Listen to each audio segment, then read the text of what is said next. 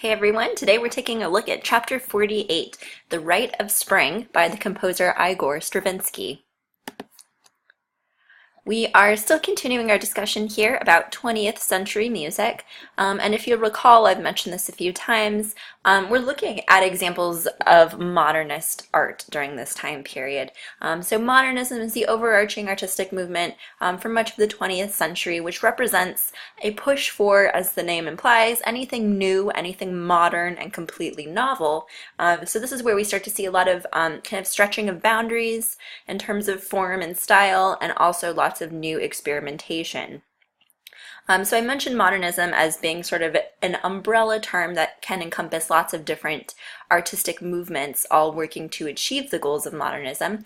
We talked about Debussy and his work with Impressionist music to introduce the 20th century. We also talked about Arnold Schoenberg's work for solo soprano voice, Pierrot Lunaire, which was an example of expressionist music. And so today we're going to take a look at yet another one of these, what I call isms, meaning words that end with ISM, and that is primitivism. So this is an artistic style that really kind of developed in the visual arts first. So we'll take a look at a couple examples of primitivist painting. But it's really art that tends to kind of borrow from the aesthetic of either like foreign, non-Western styles and cultures, or also prehistoric cultures. So in many ways, this was an attempt by artists to return back to nature. This is a time of incredible social and economic change, the early 20th century, following the Industrial Revolution. And many people are feeling sort of nostalgic for other cultures, for like a simpler time in the past. Primitive implies we're looking for characteristics that seem to be a bit rough, unfinished, untrained, kind of harsh, nothing that is too refined and sort of modern looking. So Rousseau is one of the most famous examples of primitivist painters, and he was very proudly self-taught, so he didn't go to art school and learn how to paint. And so his work often depicts tropical scenes or out in the forest or in nature. And here we can see kind of bright colors, almost like color blocking happening.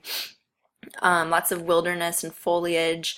And the characters, or excuse me, the monkeys rather, are kind of flat 2D looking. They're not like photorealistic, which is that sort of unfinished, harsh look.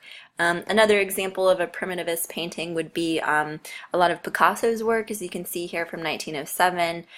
The figures look kind of harsh and quickly drawn. They're nude, which implies sort of a primal feel to it as well. The colors are sort of unblended and harsh and in your face, and it looks in many ways kind of like unfinished or unrefined. So for Chapter 48, we're going to be looking at a new genre we haven't discussed yet, and that is ballet. And we're going to be looking at an example of a primitivist ballet, which is pretty unusual, because usually when we think about ballet, we imagine sort of graceful movement, soft, beautiful, tranquil music, pastel colors, tutus, all of that. So that idea kind of clashes with the concept of primitivism. So this is a great example of a composer stretching for modernist ideals. So ballet as a kind of a genre is a style of dance. It's highly formalized and choreographed, meaning it's pre-planned in advance. There are many different types of rules that you have to follow. And sort of like formal aspects and qualities. So it's kind of highly refined, highly trained. And this was a style of dance that developed all the way back during the Renaissance in the Italian and French courts. It was very popular with nobility, and it actually used to be kind of like a group dance, a participatory dance where everyone would do ballet together. Although, of course, today it's more of a spectator type of performance. So the ballet we're looking at today is maybe not quite what you would expect out of a ballet. This is called the Rite of Spring from the year 1913. It was composed by the Russian composer Igor Stravinsky. You can see his picture right here. And this is a kind of a primitivist ballet about a primal pagan human sacrifice. So once again, probably human sacrifice is not something you associate with ballet. So Stravinsky is definitely doing something very new and experimental here. So it takes place in two parts. The first is the adoration of the earth. The second is called the sacrifice. And this is telling the story of some primitive, like prehistoric, primitive pagan tribe somewhere out in the wilderness in Russia, prehistoric Russia. And each spring they perform a human sacrifice to appease the gods. So that's what we're witnessing here. So the first part that's covered in chapter 48 shows the characters kind of like celebrating the coming of spring and preparing to choose their human sacrifice. And the second part is where the sacrifice of a young girl actually takes place. That is not covered in chapter 48, but it's definitely worth listening to.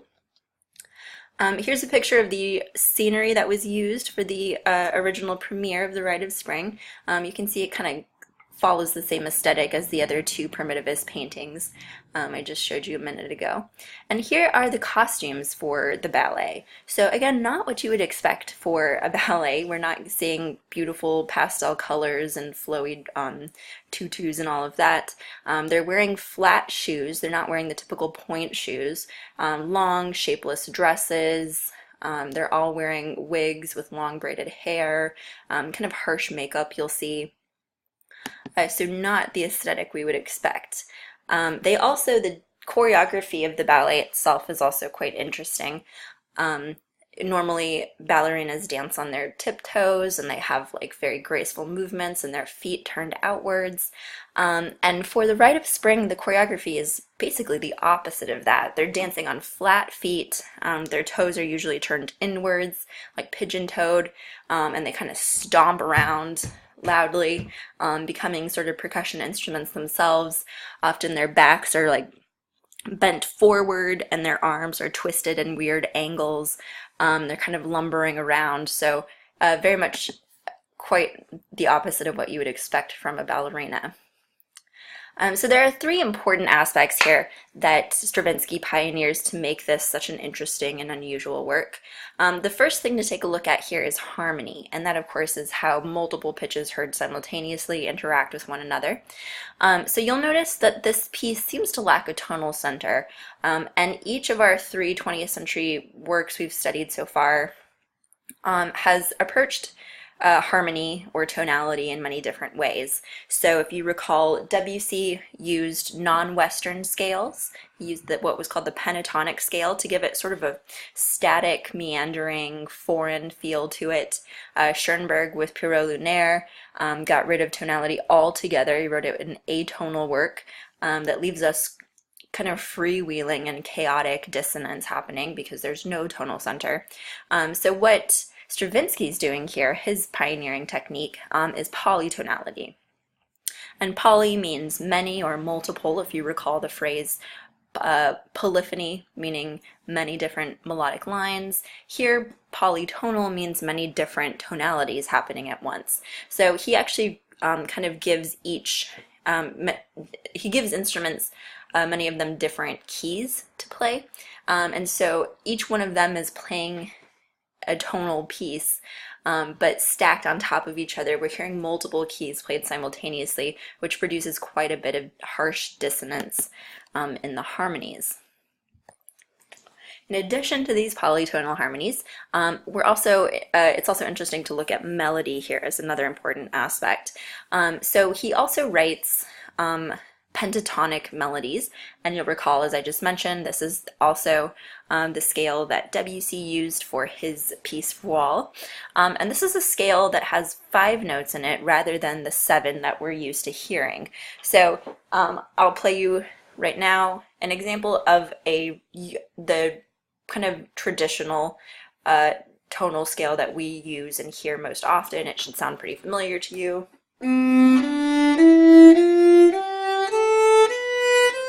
And then descending.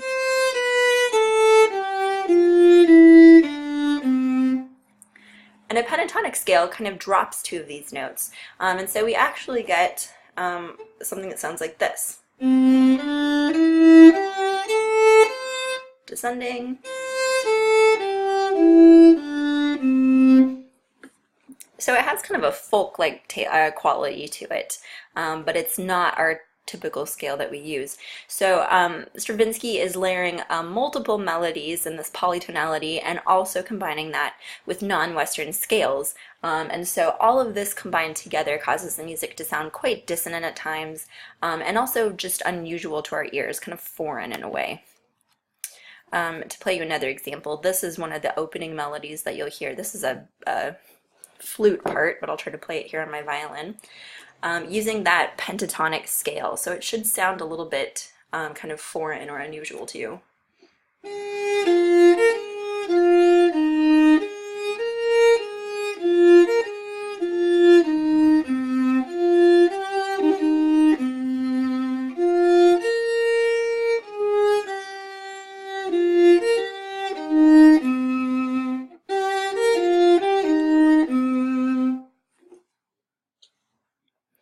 Okay, so that's one thing to look out for in the beginning.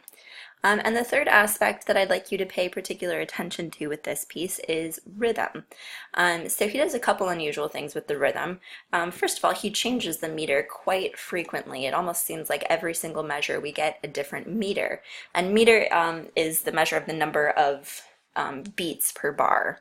So even turning to this example, the meter is indicated by kind of these fractional numbers. I know this isn't a high quality picture, but this measure right here is in 5/4. The next measure switches to 7/4. The next measure switches to 6/4 for 3 measures, but then we go back to 5/4.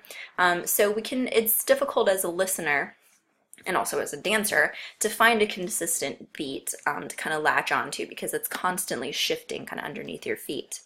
It's also quite syncopated, meaning the off beats are what is usually emphasized, and so that the off beat, meaning the space kind of in between our regular beats. So if our beat is 1, 2, 3, 4, I will count now the off beats, and 1 and 2 and 3 and 4 and. So that gives it kind of a rocky feel as well. And you'll also notice that it's quite heavily percussive, lots of loud sort of brass interludes, and then also quite a bit of percussion instruments.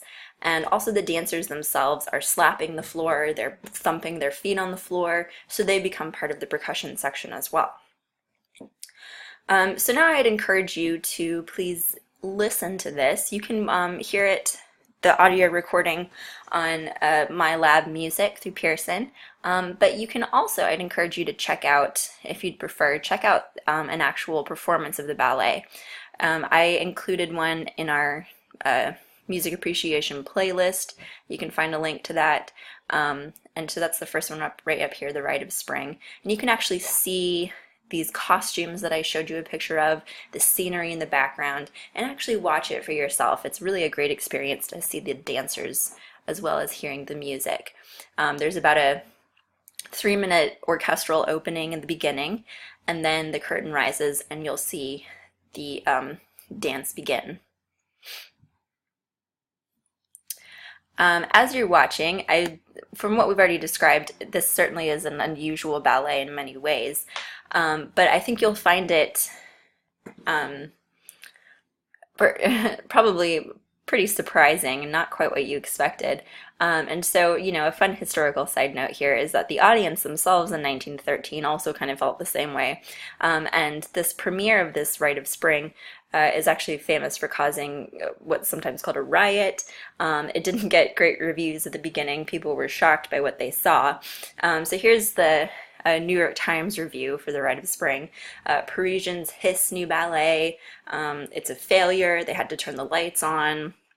There's hostile demonstrations happening. So it was pretty intense. And here's another review written by a famous music critic saying it's the most dissonant and discordant composition ever written. Never before has the cult of the wrong note been applied with such zeal. Cult of the wrong note referring to modernists. Whatever note one expects never follows. Stravinsky chooses themes whose superimposition, thinking of like polytonality, produces the most irritating friction and grating that can be imagined. So it's curious to think about how audiences from the year 1913 would react to this versus audiences from 2018, but I think it still holds as a pretty kind of unusual ballet. So again, as you're listening, please do that next. Be thinking particularly for these three elements right here: harmony, melody, and rhythm. All right, I hope you enjoy. Thanks for listening.